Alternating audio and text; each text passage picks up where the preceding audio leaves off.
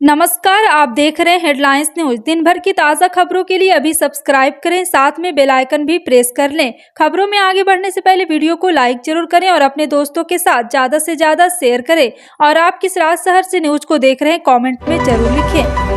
बता दें, पीएम नरेंद्र मोदी और सीएम योगी आदित्यनाथ की मुलाकात का असर यूपी में दिखने लगा है। लखनऊ में अपने घर पर बीजेपी के सांसद और विधायकों को बुलाकर योगी उनके मन की बातें सुन रहे हैं। जितने नेता उतनी तरह की बातें, किसी के पास सुझाव है तो किसी के पास किसी के खिलाफ शिकायतें। लोकसभा चुनाव से पहले बीजेपी अपने जनप्रतिनिधियों का मूड ठीक कर लेना चाहती है। बीजेपी नेताओं में इस बात की कड़ी और बड़ी चर्चा रही है कि अधिकारी उनकी सुनती नहीं है। सरकार ने उनकी कोई पूछताछ नहीं की है। सत्ता में होने के बावजूद उनकी लगातार अनदेखी होती है। फैसलों में विधायक और सांसदों की चली गई नहीं, इस पर भी अभी मुख्यमंत्री ने कम से कम अपने घर तो बुला लिया है। गुजरात हाईकोर्ट ने साबरमती नदी के प्रदूषित पानी के संबंध में स्वतः संज्ञान लिया है। गुजरात हाईकोर्ट ने गुजरात सरकार से कहा है कि साबरमती नदी के प्रदूषित पानी पर गंभीरता से ध्यान देने और तत्काल कार्रवाई की जरूरत है। कोर्ट ने कहा है कि इस तरह का प्रदूषित और दूषित पानी स्वीकार्य नहीं है। एडवोकेट हेमांग शाह ने साबरमती नदी के प्रदूषित पानी के बारे में गुजरात हाईकोर्ट को जानकारी दी। शाह ने कोर्ट में सैंपल भी दिया है। साल 2022 में किसानों को कई प्राकृतिक आपदाओं से दो चार होना पड़ा था। इन किसानों की फसलों को बारिश, सूखा, आंधी, तूफान और ओलावृष्टि के चलते भारी नुकसान झेलना पड़ा। अब ऐसे किसानों को बिहार सरकार कृषि इनपुट सब्सिडी के तहत राहत प्रदान कर रही। फसल पर भारी नुकसान झेल चुके किसानों को इस योजना के तहत प्रति हेक्टेयर 13,500 रुपये सहायता राशि प्रदान की जा रही। बता दें कि विभिन्न प्राकृतिक आपदाओं के चलते किसानों को भारी नुकसान उठाना पड़ता है। जोशीमठ में धंसती जमीन अब राष्ट्रीय मुद्दा बन चुका है। बता दें कि वहां पहुंचकर कई बड़े नेता और अधिकारी क्षेत्र का दौरा कर रहे हैं और स्थानीय लोगों को उचित कदम उठाए जाने की भरोसा भी दे रहे हैं। स्थानीय प्रशासन वहां से लोगों को सुरक्षित जगह पर पहुंचाने के साथ ही खतरनाक इमारतों को गिराने का भी काम कर रहा है। इन सब के बीच मंगलवार को मध्य प्रदेश के पूर्व मुख्यमंत्री उमा भारती खुद जोशीमठ पहुंची है। उमा भारती ने जोशीमठ पहुंचकर आज तक से खास बातचीत की। उन्होंने कहा है कि हमने 2017 में ही वह कह दिया था, ऐसे प्रोजेक्ट हिमालय के लिए अपूरणीय क्षति है। दिल्ली परिवहन निगम जल्द ही दिल्ली एनसीआर में और इंटरसिटी परिचालन के लिए प्रीमियम बसें चलाने जा रही है। इसकी सैद्धांतिक मंजूरी डीटीसी ने 9/1/2023 को हुई अपनी बोर्ड मीटिंग में दे दी है। इसके अलावा डीटीसी बोर्ड ने डीटीसी कर्मचारियों द्वारा दोपहिया वाहनों के उपयोग को प्रोत्साहित करने के लिए डीटीसी डिपो के मुफ्त चार्जिंग की सुविधा देने को भी मंजूरी दी है। डीटीसी कर्मचारी वाहनों की खरीद के लिए दिल्ली ईवी नीति 2020 के प्रावधान के अनुसार दिल्ली फाइनेंस कॉर्पोरेशन द्वारा सूचीबद्ध वित्तीय संस्थान से कर्ज लेने में सक्षम होंगे। देश की राजधानी दिल्ली वर्ष 2022 में भारत का सबसे ज्यादा प्रदूषित शहर था। केंद्रीय प्रदूषण नियंत्रण बोर्ड के आंकड़ों के विश्लेषण के अनुसार दिल्ली में PM 2.5 का स्तर सुरक्षित सीमा से दोगुना से अधिक था। और आपको बता दें कि PM 10 स्तरों के मामले में गाजियाबाद यहाँ पे सबसे प्रदूषित शहर था। इसके बाद फरीदाबाद और फिर दिल्ली तीसरे स्थान पर है। PM 2.5 और PM 10 के लिए देश के मौजूदा वार्षिक औसत सुरक्षित सीमा 40 और माइक्रोग्राम प्रति क्यूबिक मीटर 60 और माइक्रो प्रति क्यूब मीटर है। लोकसभा चुनाव में अभी भले ही 1.25 साल का वक्त बाकी है, लेकिन बिहार में राजनीतिक बिसात अभी से बिछाई जाने लगी। बीजेपी 2024 के लिए ताना बाना बुनने में जुट गई है। तो महागठबंधन में वापसी के बाद नीतीश कुमार प्रदेश भर का दौरा कर सियासी माहौल की था ले रहे हैं। खरमास के खत्म होने और मकर संक्रांति के बाद सीएम नीतीश अपनी कैबिनेट का विस्तार कर सकते हैं। ऐसे में कांग्रेस ने मंत्रिमंडल में अपनी ताकत बढ़ाने के लिए नए डिमांड के साथ नीतीश पर दबाव बनाना शुरू कर दिया है। देश की राजधानी दिल्ली में कोहरे के साथ ही पॉल्यूशन का कहर भी जारी। दिल्ली की हवा बीते दिन यानी सोमवार को खतरनाक स्तर पर पहुंचने के बाद मंगलवार 10 जनवरी को भी चिंताजनक स्थिति में है।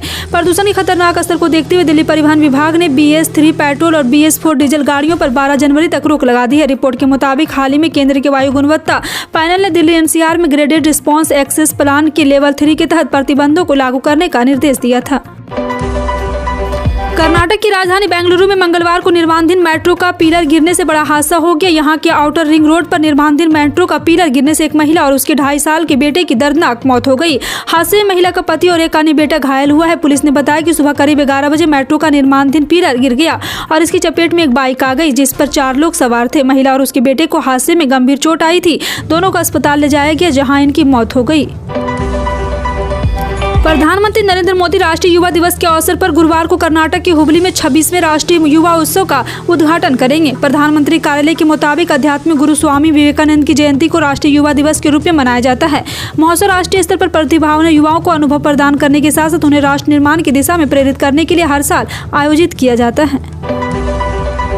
केंद्रीय कर्मचारियों के पास सस्ते में होम लोन लेकर आशियाने के सपने पूरा करने के लिए केवल 3 महीने का समय बचा है। हो सकता है नए वित्त वर्ष में 2023 से 24 में केंद्रीय कर्मचारियों के लिए हाउसिंग बिल्डिंग एडवांस पर ब्याज दरों में सरकार बढ़ोतरी कर दे। बीते 8 महीनों में आरबीआई ने 5 बार रेपो रेट में बढ़ोतरी करने का ऐलान किया है। त्रिपुरा में बीजेपी की सरकार में शांति कायम रहने का हवाला देते हुए असम के मुख्यमंत्री हेमंत बिस्वा शर्मा ने मतदाताओं से अपील की है कि वो इस पूर्वोत्तर राज्य में रक्तपात के दिनों को वापस न आने दें। सोमवार को गोमती जिले के किल्लाझल इलाके में जन विश्वास रैली को संबोधित करते हुए उन्होंने कहा कि बीजेपी की सरकार में विकास की गति 100 किलोमीटर प्रति घंटे के हिसाब से जारी है। शर्मा ने कहा है कि त्रिपुरा को पहले हत्या और दुष्कर्म के लिए जाना जाता था, लेकिन अब यहाँ शांति है। सुप्रीम कोर्ट ने महाराष्ट्र के राजनीतिक संकट के संबंध में उद्धव ठाकरे और मुख्यमंत्री एकनाथ शिंदे के बीच दायर याचिका पर सुनवाई के लिए अगली तारीख 14 जनवरी तय की है। बता दें कि सुप्रीम कोर्ट 14 फरवरी से महाराष्ट्र में राजनीतिक संकट के संबंध में दायर याचिकाओं पर दलीलें सुनेगा। जानकारी के अनुसार इस मामले में सुनवाई 7 जजों की बेंच या फिर 5 जजों की बेंच करेगी। हरियाणा के उप मुख्यमंत्री दुष्यंत चौटाला हिसार जिले के बैक टू बैक नए साल के 2 और बड़े प्रोजेक्ट के तोहफे देने जा रहे हैं। इन दोनों प्रोजेक्ट पर करीब 80 करोड़ रुपए खर्च होंगे। अभी कुछ दिन पहले ही जहां तलवंडी राना से मिर्जापुर रोड का बाईपास मंजूर करवाया था, वहीं हिसार शहर के लिए पीडब्ल्यूडी विभाग का एक 5 स्टार आलीशान रेस्ट हाउस और विभाग का 6 मंजिला ऑफिस भी मंजूर करवाने में सफल हुआ है। ये विभागीय ऑफिस चंडीगढ़ के निर्माण सदन की तर्ज पर अत्याधुनिक सुविधा से लैस होगा। पंजाब के आंगनवाड़ी केंद्रों के मानक पौष्टिक खुराक मुहैया करवाने के लिए सस्ते से हटकर नवीन पहल करते हुए मुख्यमंत्री यहां पे भगवंत मान के नेतृत्व में राज्य सरकार ने सूखे राशन की सप्लाई के लिए सामाजिक सुरक्षा, महिला एवं बाल विकास विभाग और मार्कफेड की दरियामान समझौता सहीबद्ध किया है। इस समझौते से मुताबिक मार्कफेड द्वारा सामाजिक सुरक्षा, महिला एवं बाल विकास विभाग के बेसन, गेहूँ का आटा और अन्य खाद्य वस्तुओं के रूप में सूखा राशन सप्लाई किया जाएगा, जिससे आंगनवाड़ी केंद्र और अन्य संस्थानों में लाभार्थियों के लिए पौष्टिक भोजन तैयार होगा। दिल्ली के महरौली में हुए श्रद्धा हत्याकांड को लेकर पुलिस के हाथ कुछ असहम सुराग लगे। जी आपको बता दें कि इस मामले में अभी तक दिल्ली पुलिस की जांच चल रही है। इसके चलते दिल्ली के साकेत कोर्ट ने आरोपी आफ्ताब आमीन पुणेवाला की नियासत और न्यायिक हिरासत 14 दिन के लिए और बढ़ा दी है। वहीं आज आफ्ताब ने जेल में पढ़ाई के लिए कानून की कुछ किताबों की मांग की। कोर्ट ने अधिकारियों को उसे गर्म कपड़े मुहैया कराने का भी निर्देश दिया है। नए साल की शुरुआत और बजट से पहले ही सोने चांदी की कीमत में तेजी देखने को मिल रही है। वहीं सोना और चांदी की कीमतों में लगातार उछाल देखा जा रहा है। भारत में सोने की कीमत ऑल टाइम हाई के करीब पहुंच गया है। MCX पर सोना वायदा उछलकर 56,175 रुपये प्रति 10 ग्राम हो गया है, जबकि अगस्त 2020 की बात करो तो यह 56,200 रुपये तक पहुंचा था।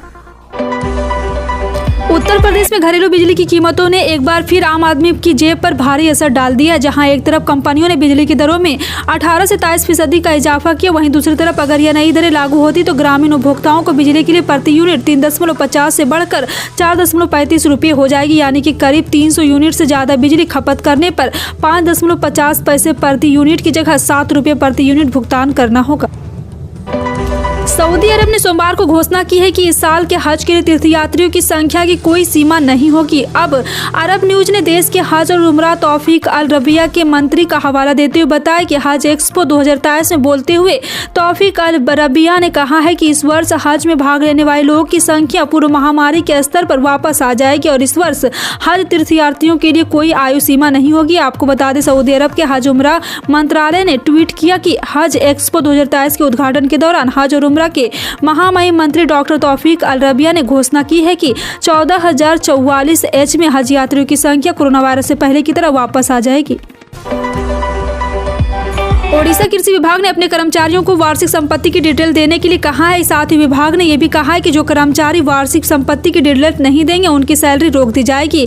खास बात यह है कि राज्य पद सरकार के निर्देश के बाद कृषि सचिव अरविंद कुमार ने यह आदेश जारी किया। उन्होंने कहा है कि ओडिशा कृषि विभाग के सभी कर्मचारी 31 जनवरी तक अपनी वार्षिक संपत्ति की डिटेल जमा कर दे। अगर वे ऐसा नहीं करते तो उनकी सैलरी रोक दी जाएगी।